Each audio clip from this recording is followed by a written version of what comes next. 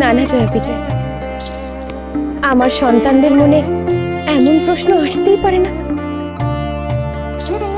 কিছুতেই না। কিন্তু সখী, এমন প্রশ্ন তো স্বাভাবিক।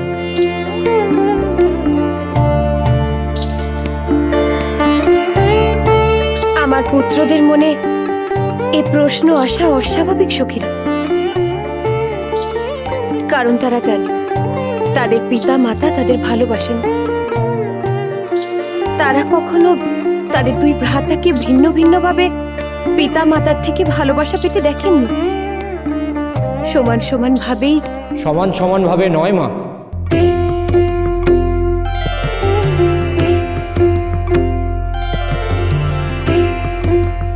অনুজকে তুমি আর পিতা আমার চাইতো বেশি ভালোবাসো না মা? স্কন্দ, তুমি কখন এলে পুত্র?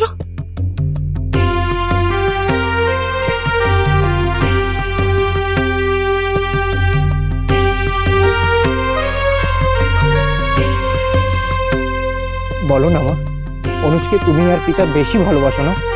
এতদিন বাদে মায়ের কাছে এলে এমন এক অস্বাভাবিক প্রশ্ন নিয়ে পুত্র? মার্জনা করো মা, কারণ আছে বলেই এমন প্রশ্ন করছি। কি সেই কারণ পুত্র? তুমি আর পিতা পশ্চিমের পার্বতে গেলে, অনুজকে নিয়ে গেলে, আমাকে নিয়ে গেলে না। ব্যাস, এইটুকু বিষয় নিয়ে এত অভিমান তোমার? আরো অনেক অভিমান আছে মা।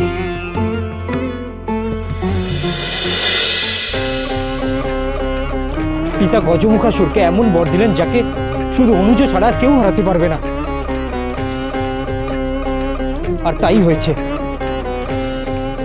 আমি অগ্রজ হয়ে, দেব সেনাপতি হয়ে যা করে দেখাতে পারিনি, আমার বালক অনুজ ভ্রাতা তাই করে দেখিয়েছে।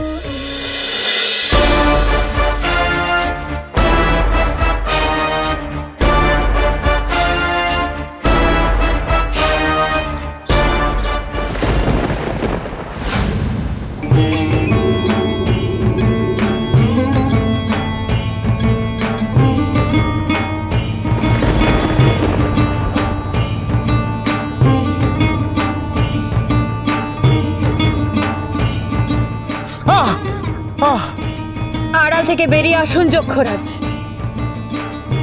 যক্ষরাজ এখানে?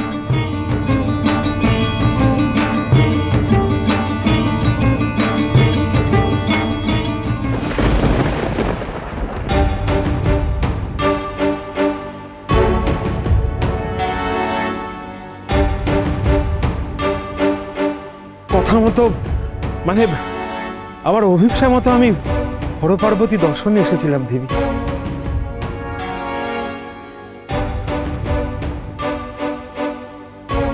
যদি দেব দেবী দর্শনে এসেছিলেন, তবে নিজেকে গোপন করে আড়াল থেকে দর্শন করছিলেন কেন?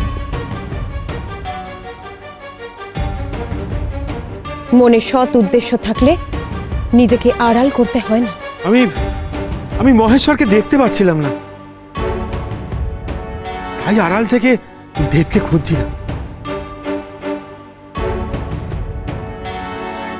অগ্রজ ভ্রাতা, অনুজ মুশিককে খুঁজে পেয়েছেন, আপনার জন্য অপেক্ষা করছেন। আমি আমি তাহলে বিদায় নিই দেবী।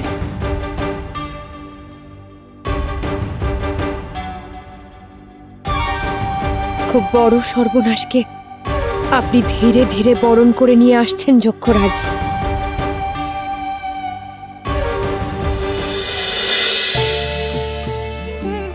পুত্র,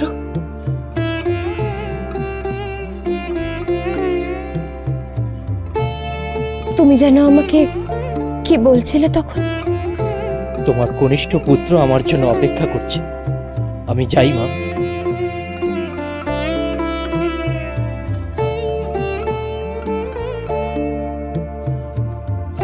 চলো ভৃঙ্গি।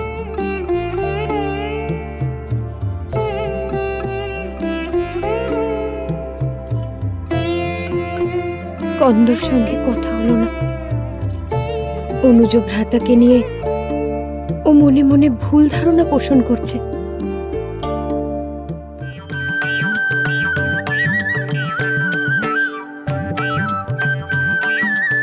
অনুজ, এখনো সময় আছে। তোমার বাহন যদি ভয় পেয়ে থাকে তাহলে তোমরা প্রতিযোগিতা থেকে সরে আসতে পারো। তার মানে প্রতিযোগিতা হবে না? হবে। তার মানে তুমি এই ক্ষুদ্র বাহনের পিঠে বসে আমার ওই বৃহৎ পার্বণীর সঙ্গে প্রতিযোগিতা করবে? প্রতিযোগিতা থেকে সরবে না? না, সরব না। তাই তো মুশিকরাজ। হ্যাঁ প্রভু, তাই বটে। তাহলে আর বিলম্ব করা কেন? প্রতিযোগিতা শুরু হোক। মুশিকরাজ, আগের বার তুমি কিন্তু আমার পার্বণীকে দেখে দৌড়ে পালিয়ে গেছিলে। এবার কিন্তু পাশাপাশি তোমাকে দৌড়তে হবে। পালাবার চেষ্টা করলে তোমাকে কিন্তু আমার পার্বণী ঠোঁটে চেপে ধরে আনবে। আমি প্রভুর বাহন, তিনি যা বলবেন আমি তাই করব। বেশ, চলো তাহলে।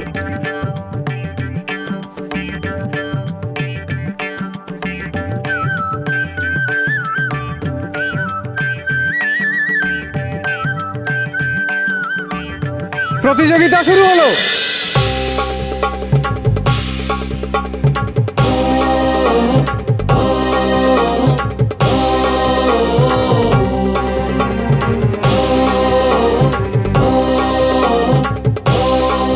কি হলো মুশিকরাজ, তাড়াতাড়ি চলো।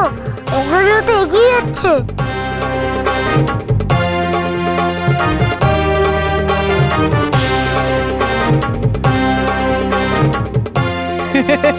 নিজের বাহনকে ছোটাও অনুজ, তাহলে জিততে পারবে না, হেরে যাবে।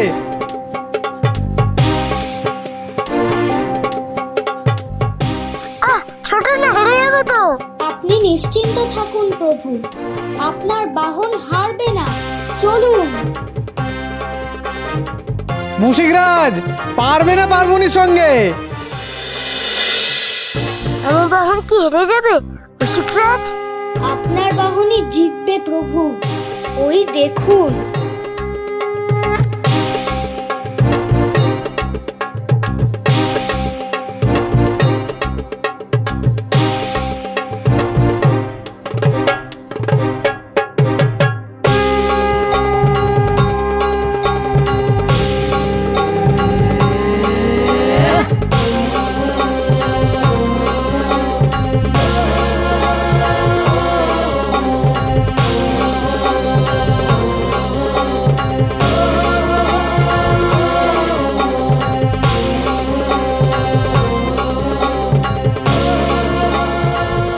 কি কাণ্ড! অনুজকে সঙ্গে নিয়ে মুশিক তো পার্বণীকে প্রায় ধরে ফেলেছে। এটা কি করে সম্ভব হলো? পার্বণীর দ্রুততার কাছে মুশিক তো তুচ্ছ। তবে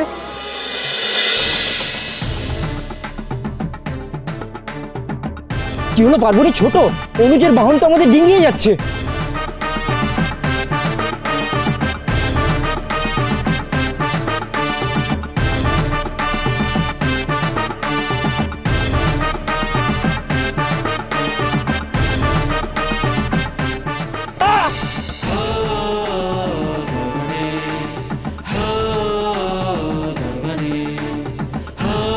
এ কি করে সম্ভব হলো?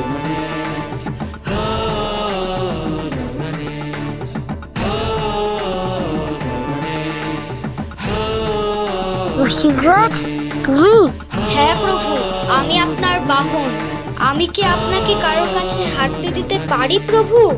তুমি তো ওর মতো জোরে ছুটতে পারো না, তাহলে জিতলে কি করে? আমাকে খুঁজে পাচ্ছিলেন না, মনে আছে?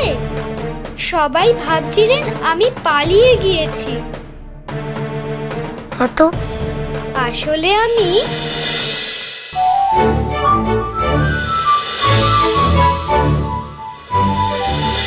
আর তাতেই বড় পাখি ময়ূরের ভারে তার পা মাটিতে বসে গিয়েছে। পা তুলতে পারেনি, তুলেছে আবার বসে গিয়েছে।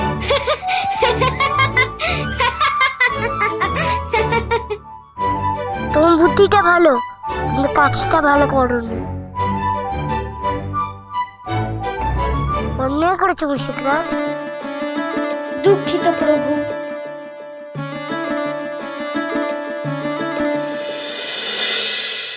মহেশ্বরের কি আছে? চোখ বলবি না? তপশ্চর্যা ছাড়া? অবশ্য সে তপশ্চর্যা যোগ বল তার নিজে, তা তিনি কখনোই আপনার সংসারের উপর প্রয়োগ করেননি। চলো চলো চলো চলো চলো পাল্টাই